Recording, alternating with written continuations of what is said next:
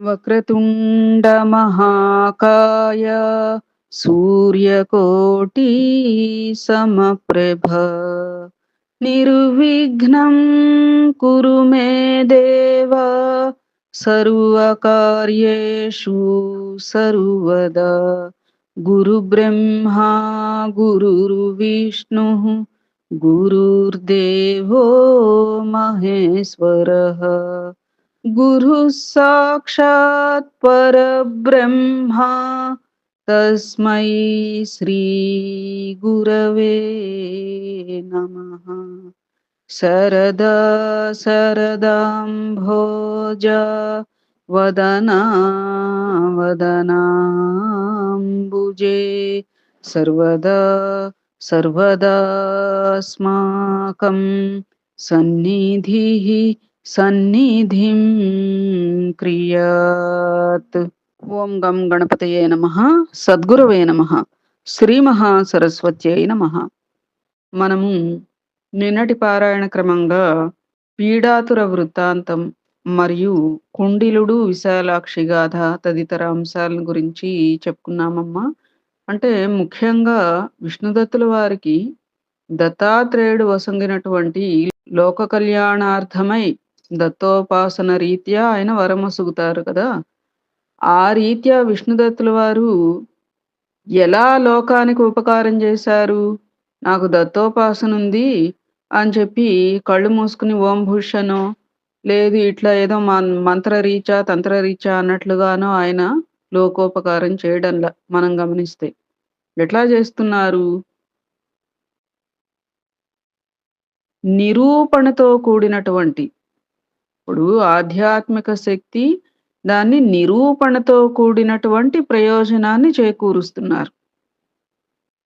అంతే కదా. ఇప్పుడు విశాలాక్షి కుండిలుడి కథ తీసుకుంటే ఎన్నెన్నో పరీక్షలు పెట్టి ఆ పిశాచం పట్టుబడే విధంగా లోకుల ఎదుట ఆ పిశాచం ఇట్లా ద్రోహం చేస్తోంది అనేటువంటిది అందరూ కూడా తెలుసుకుని వాళ్ళు నిర్ధారణకి రాగలిగేటట్లుగా వారు అట్లా సమస్యల్ని పరిష్కరిస్తున్నారు కదా అమ్మా. నా భావన అర్థమైందా మీకు? అది అట్లా ఇప్పుడు నేటి పారాయణ క్రమంగా ఏమిటి అంటే ఆత్మజ్ఞానం అనేటువంటి అంశం రీత్యా మనం కొన్ని అంశాలు తెలుసుకోవడానికి ప్రయత్నం చేద్దాం. ప్రతిష్టానపురంలో ఒక బ్రాహ్మణుడు ఉన్నాడు. అతను జ్ఞాన విజ్ఞాన పారంగతుడు. ఆయనకు లేక లేక ఒక మగబిడ్డ జన్మించినాడు.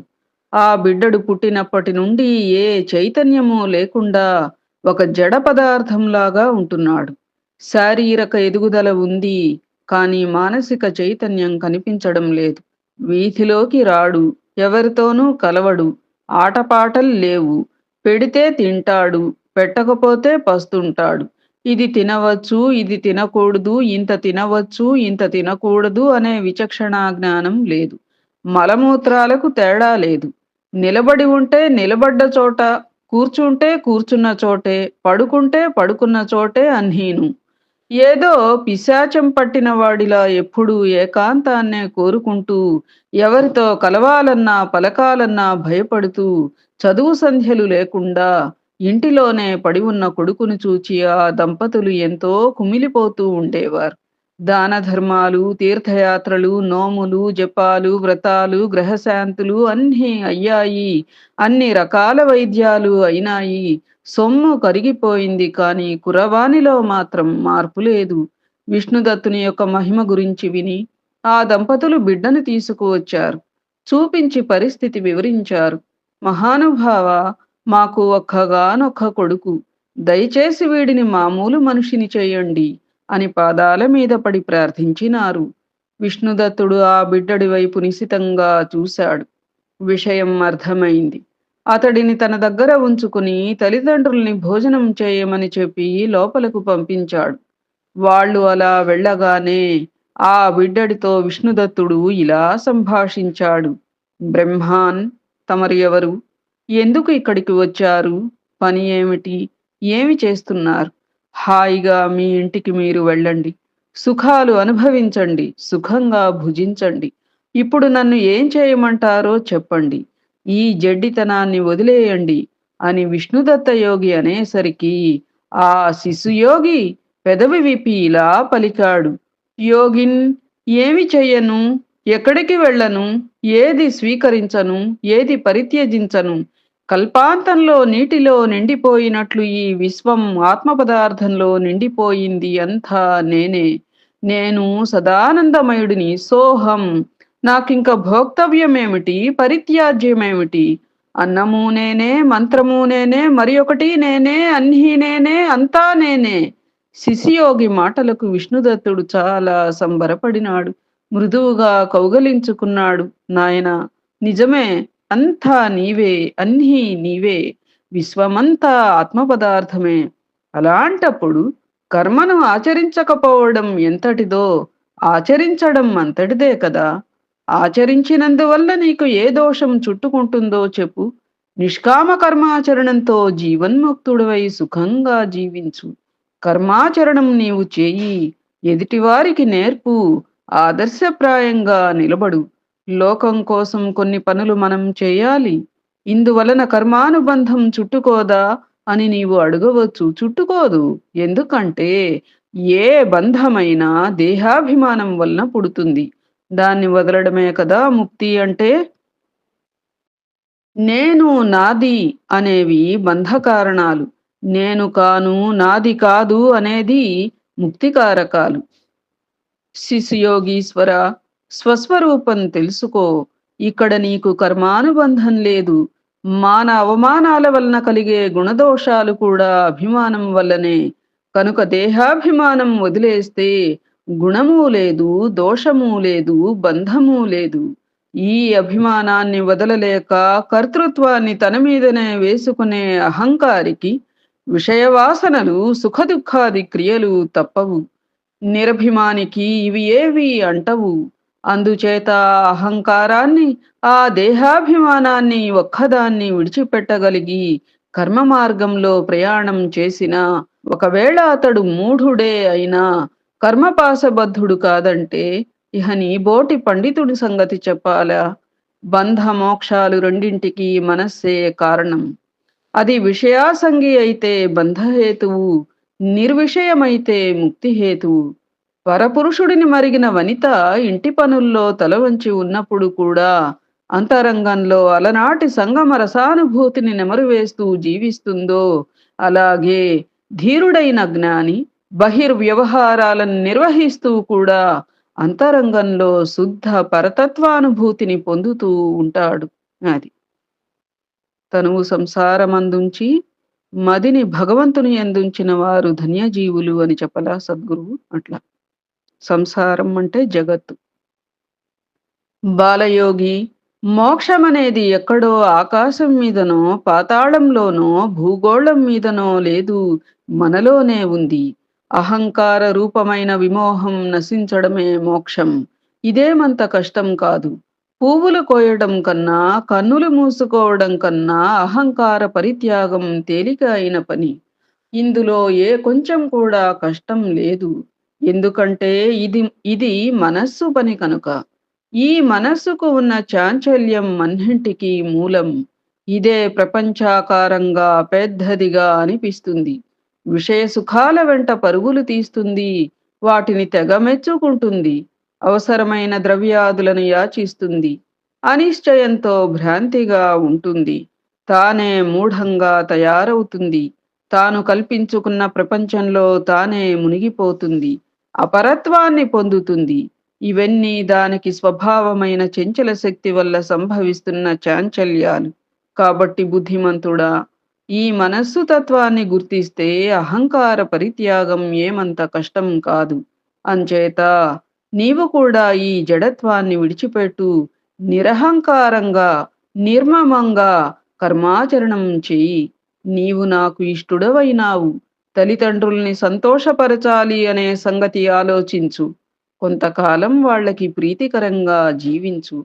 వాళ్ళు వెళ్ళిపోయాక ఇహ నీ ఇష్టం.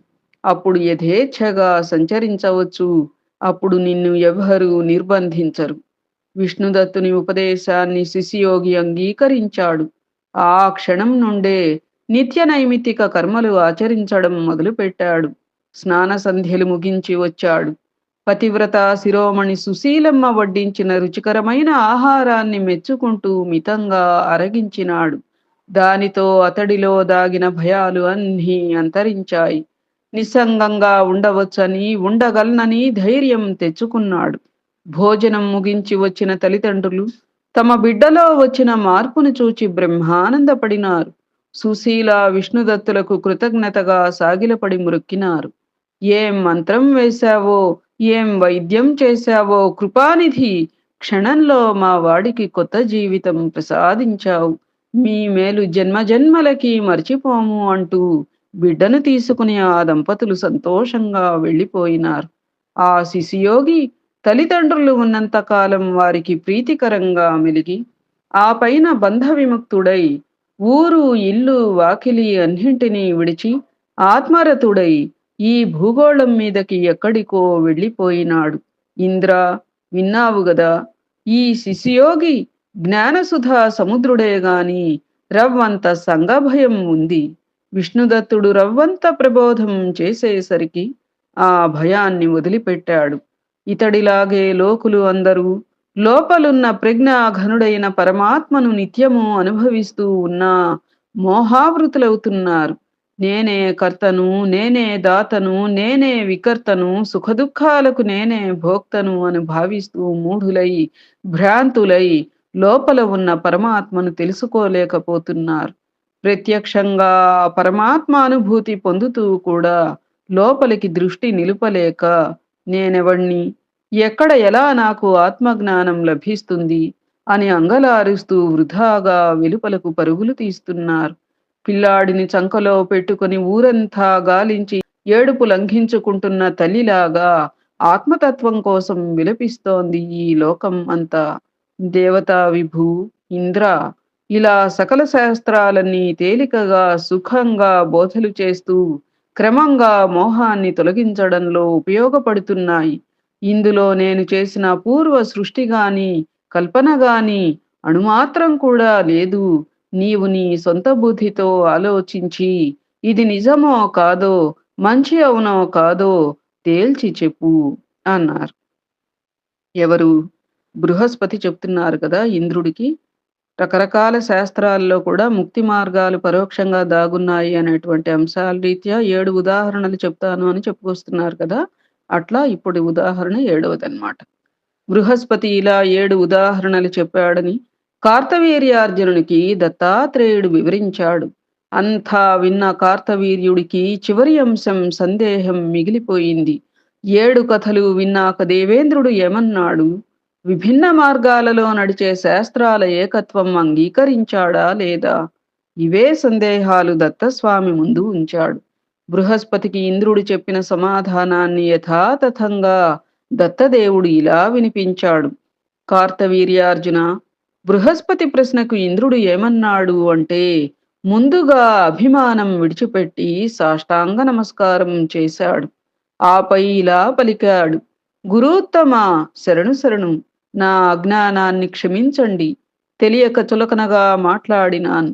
సంగీత, నృత్య, వైద్య, తంత్రాది సకల శాస్త్రాలు ప్రధానంగానో లేదా పరంపరగానో మూల అవిద్యా నివారకాలని, పరమాత్మ తత్వప్రకాశకాలని, మోహకారకాలు కాదని స్పష్టంగా తెలిసింది.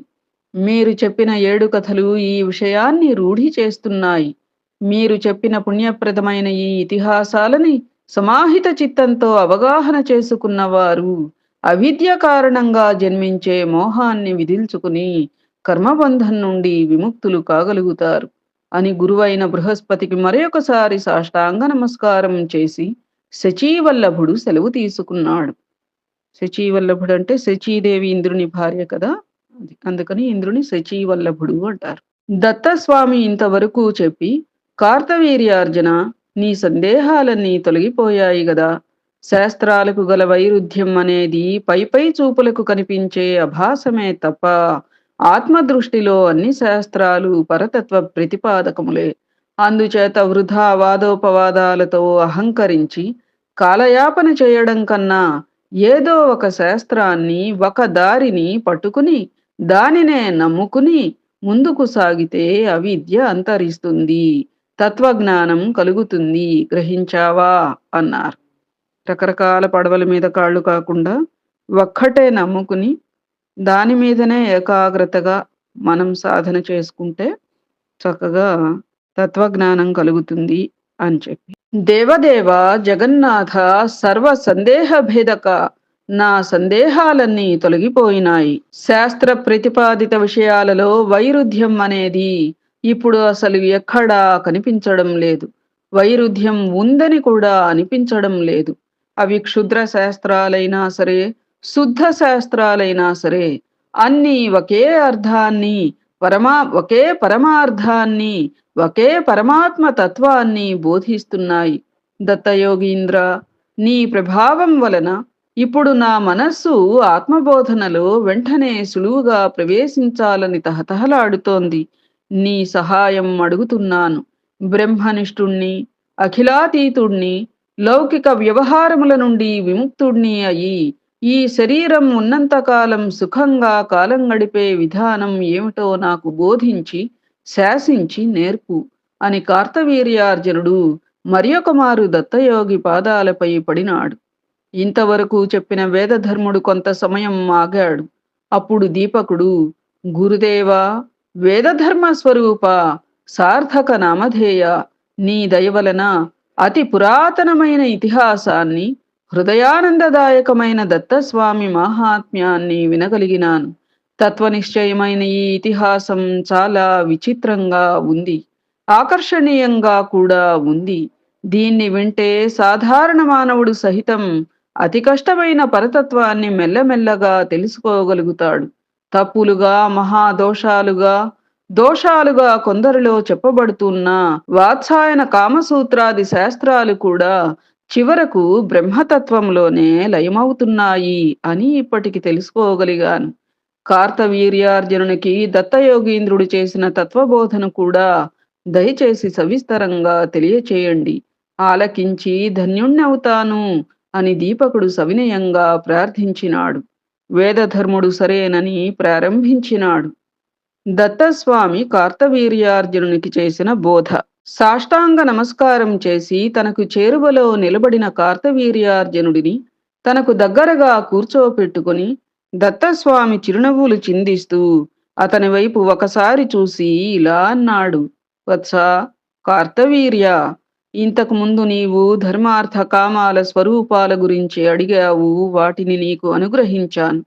ఇప్పుడు తురీయమైన పురుషార్థ మోక్షం గురించి అడుగుతున్నావు. భక్త పరాధీనుడిని కనుక అది కూడా అనుగ్రహిస్తున్నాను. ఆకలిగా ఉన్నప్పుడే అన్నం, దాహముగా ఉన్నప్పుడే నీళ్లు, రోగం వచ్చినప్పుడే మందు, బంధనంలో ఉన్నప్పుడే విమోచనం, నిద్ర వస్తున్నప్పుడే శయనం, ఇలా ఏది అవసరం అయినప్పుడు, ఏది కోరినప్పుడు దానిని ఇయ్యాలి. అవసరం లేనప్పుడు ఇయ్యడం గాని, ఒకటి ఇవ్వవలసిన సమయంలో ఇంకొకటి ఇయ్యడం గాని, కోరనిది ఇయ్యడం గాని జరిగితే వ్యర్థమైపోతాయి. యోగ సిద్ధి రకరకాలుగా ఉంటుంది. పరచిత్తజ్ఞత, మనోజపం, ఆకాశగమనం, ఇలా చాలా రకాల సిద్ధులు ఉన్నాయి. కానీ ఇవన్నీ నశ్వరాలు, శాశ్వత సిద్ధులు కావు. సత్యము, నిత్యము, అవిక్రియము అయిన సిద్ధిని నీకు అనుగ్రహిస్తున్నాను, అనుభవంలోకి తెస్తున్నాను. అక్షయము, అవ్యయము అయిన ఉత్తమోత్తమ తత్వాన్ని, నా నిజ స్వరూపాన్ని నీకు బోధిస్తున్నాను. దీనితో నీవు ముక్తిని పొందుతావు. నాయనా, నిజానికి బద్ధుడు, ముక్తుడు అనే పదాలు నిరర్థకాలు. రెండు ఎక్కడ ఉన్నాయి? ఉన్నదల్లా ఒక్కటే వస్తువు. దానిని చెబుతాను తెలుసుకో. ఆ ఏకైక వస్తువు నామరూపదేశకాల వివర్జితం, నిర్విశేషం, అసామాన్యం, అనిర్వాచ్యం, అకారణం, అలక్ష్యం, లక్షణాతీతం, అచింత్యం, అనికేతనం. దీనికి నామరూపాది కల్పన చేసి ఒక అజ్ఞానంతో శాస్త్రం తయారు చేసి ఆయా వ్యక్తుల ఆత్మలబ్ధి కోసం ఆయా వ్యక్తులు బోధిస్తూ ఉంటారు. ఇదంతా కేవలం భ్రమ, మోహం, అజ్ఞానమే తప్ప అసలు వస్తువు బ్రహ్మతత్వంకి నామరూపాలు లేవు. కానీ వాటిని కల్పించకపోతే ఉపదేశించడం సాధ్యం కాదు. ఉపదేశం లేకపోతే జ్ఞానసిద్ధి లేదు. అజ్ఞానమే అవిద్య. అదే భ్రమ. అదే మోహం. దీనికే రూపం లేదు. అనాది అని దీన్ని బుధులు పలకడం బాలబుద్ధి విశుద్ధి కోసమే. నిజానికి 1 జీవుడు, 2 బ్రహ్మ, విశుద్ధ 3 విశుద్ధ చిత్తు, 4 జీవేశ భేదం, 5 అవిద్య, 6 అవిద్యా చిత్ సంయోగం అనేవి అనాదులు. జగజ్జీవేశ్వర కల్పన అంతా జ్ఞాన కల్పితమే. అవిద్య అన్నది లేనప్పుడు ఇక జీవేశ్వర భేదం ఎక్కడ ఉంది? భేదమే లేనప్పుడు ఇంక పరమాత్మకు దేనితో యోగం? అయితే నామరూప కల్పన లేకుండా నిర్గుణ పరబ్రహ్మను తెలియచెప్పడం అసంభవం కనుక ఆ సౌకర్యం కోసం చేసిన కల్పన ఇదంతా. నిజానికి బ్రహ్మతత్వం అనేది సత్యం.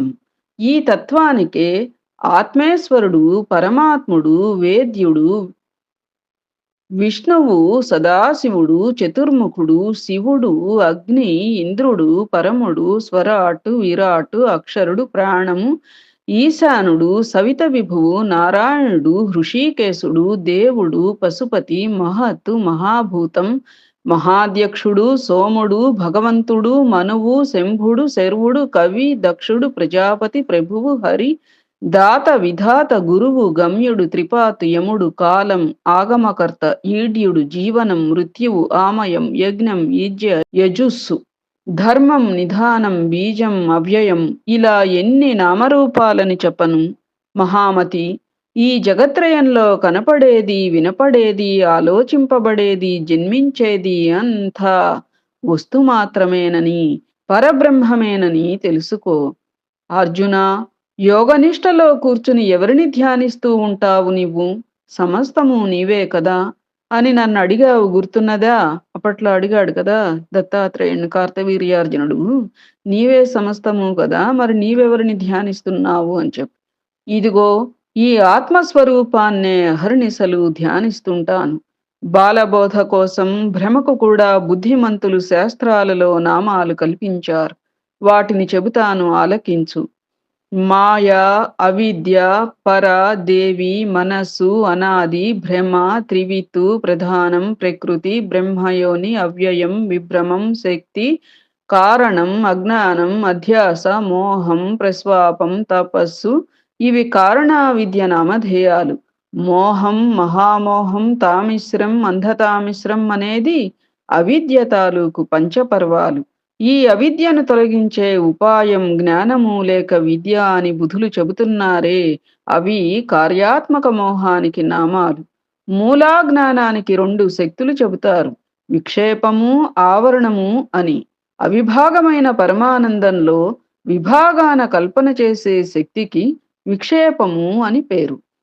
లేని కర్తృత్వ భోక్తృత్వాలను ఇది కల్పిస్తుంది. ఈశ్వరుణ్ణి ఆవరించి తెలియకుండా చేసేది ఆవరణ శక్తి. జీవేశ్వరులకు భేదం ఏమిటి అన్నావు గదా, విను. ఒక ముక్కలో చెబుతాను. మాయను లోబరుచుకున్నవాడు ఈశ్వరుడు, మాయకు లోబడినవాడు జీవుడు. వీరిలో స్వావిర్భూత చిదానందుడు ఈశ్వరుడు, స్వావిర్భూత దుఃఖభాజనుడు జీవుడు. హ్లాదిని అయిన సంవిత్తులో కూడి ఈశ్వరుడు సచ్చిదానందుడిగా ఉంటాడు.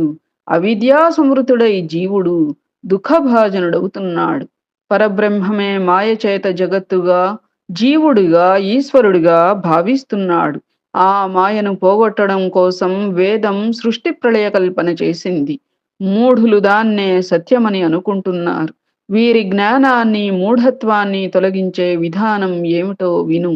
ఆత్మ పదార్థం ఒక్కటే. అదే నానా రూపాలతో జగత్తుగా మోహితుడికి కనపడుతోంది. జ్ఞానికి అలా కనపడదు. నిద్రలో స్వప్నం వస్తుంది. అలాంటిదే ఈ జగద్దర్శనం కూడాను. స్వప్నంలో కోరిన కోరికలు అన్నీ తీరతాయి.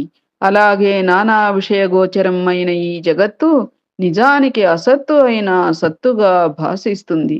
మరి దీని తత్వం తెలుసుకోవటం ఎలాగూ అంటావా? చెబుతున్నాను విను. ఏ వస్తువు పట్ల ఎవడికి మోహం వలన అన్యథా జ్ఞానం కలుగుతుందో దాన్ని తొలగిస్తే, అంటే ఆ మోహాన్ని తొలగిస్తే తప్ప వాడికి తత్వం బోధపడదు. అవును కదా. సుక్తి రజత భ్రాంతి ఉంటుంది. రజత వివేకం వలన భ్రాంతిని తొలగించుకుంటే సుక్తి సుక్తిగా మిగులుతుంది. ఇలాగే స్థాణుచోర భ్రాంతి, రజ్జు సర్పభ్రాంతి మొదలైనవి. చోర జ్ఞానం, సర్పజ్ఞానం వీటితో భ్రమలు తొలగి అసలు వస్తువులు కనిపిస్తాయి. ఇలా భ్రమలు తొలగడానికి, వస్తువులు సిద్ధించడానికి సాధనం యాగయోగాదికం. ఇంతకన్నా ఆక్షేపించవలసింది ఏమీ లేదు.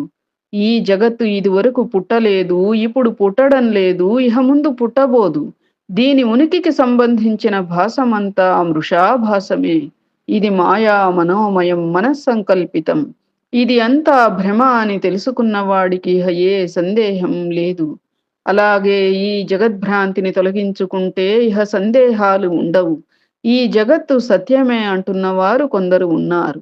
మరి దాని సంగతి ఏమిటి అన్నట్లయితే అదీ చెబుతాను తెలుసుకో. ఆ మాటను నీవు విశ్వసించేటట్లయితే చిత్త విశుద్ధికి కర్మలు చేయి. నిషిద్ధాలైన కామ్యకర్మలను, కుటిల కర్మలను వదిలివేసేయి. ఆ ఈ కర్మఫలాలు అన్నింటినీ ఈశ్వరార్పణం చేయి. మనస్సును భక్తితో తత్ప్రణం చేయి. ప్రేమతో ఈశ్వరుడిని భజించు. ఆత్మవిశుద్ధి కలుగుతుంది.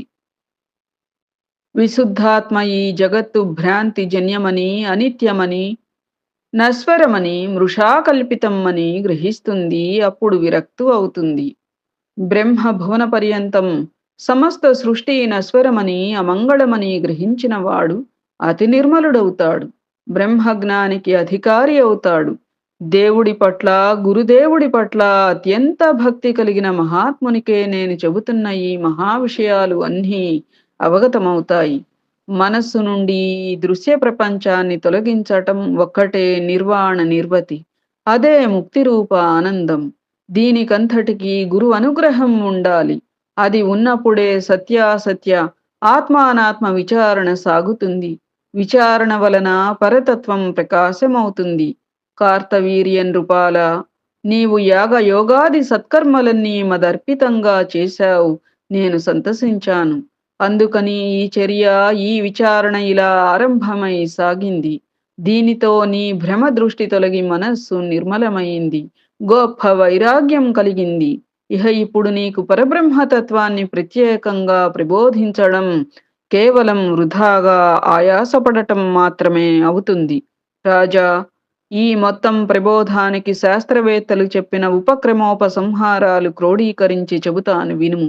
పరమాత్మ ఒక్కడే వస్తుమాత్రుడు, చిదాత్మకుడు.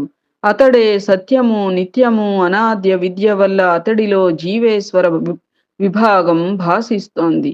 భ్రమ, మోహం, మాయ ప్రధానం. ప్రకృతి, అజ్ఞాన శక్తి, అవ్యక్తం, గుణసామ్యం అని పిలువబడే భ్రాంతి వలన జగదాభాస కలుగుతుంది. జగన్నిత్యత్వ భ్రాంతి కలుగుతుంది. జీవేశ్వర విభాగానికి కూడా ఇదే కారణం. పరమాత్మ సదానంద లక్షణుడు, పురుషుడు ఆవృతానందనుడు.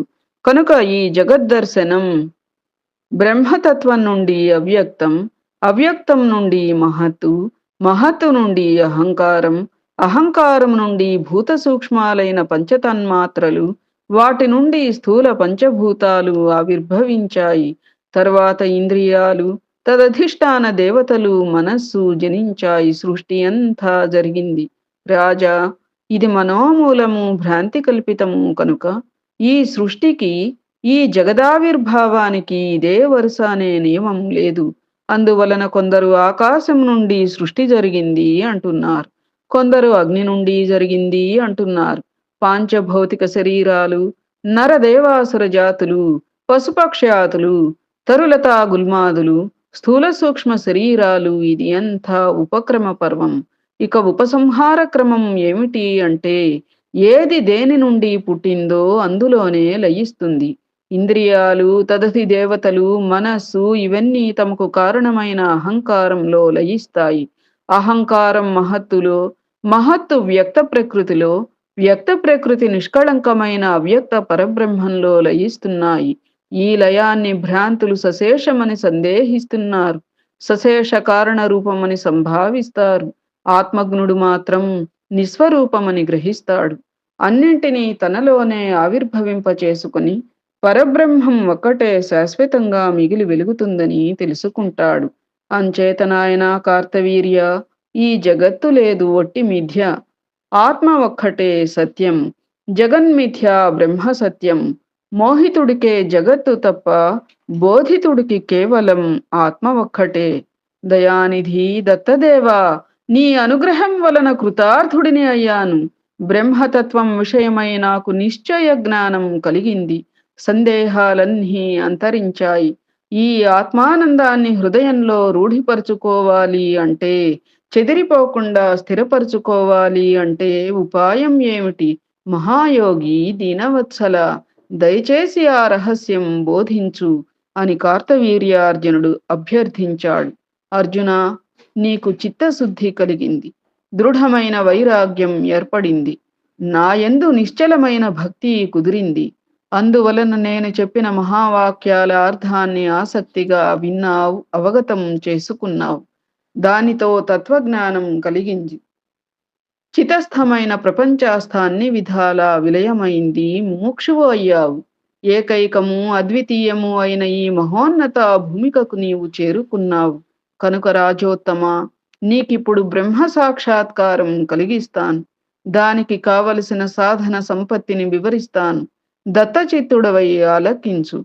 నిత్యానిత్య వస్తు వివేకం, ఫలభోగ విరక్తి, శమదమాది షట్క సంపత్తి, ముముక్షుత్వం అనే సాధన చతుష్టయాన్ని సమకూర్చుకుని సద్గురువును ఆశ్రయించాలి. శ్రవణ మనన నిధిధ్యాస ధారణాదుల్ని అవలంబించాలి.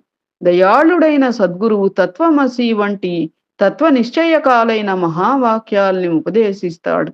వాటి అర్థాన్ని షడ్విధ లింగాలతో మనస్సులో చర్చించుకుని అవధారణ చేయాలి. దీనినే శ్రవణం అంటారు.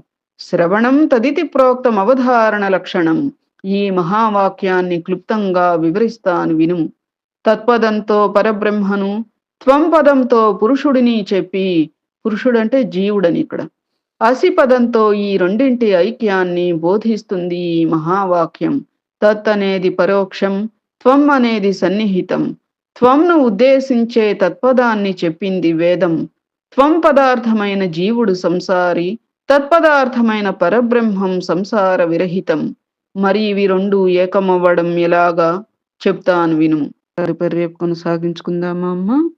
ఏతత్ ఫలం సర్వం సద్గురు చరణారవిందార్పణమస్తు. సద్గురవే నమః. ఓం ద్రాం దత్తాత్రేయాయ నమః. శ్రీ సీతారామ లక్ష్మణ భరత శత్రుఘ్న సహిత హనుమతే నమః.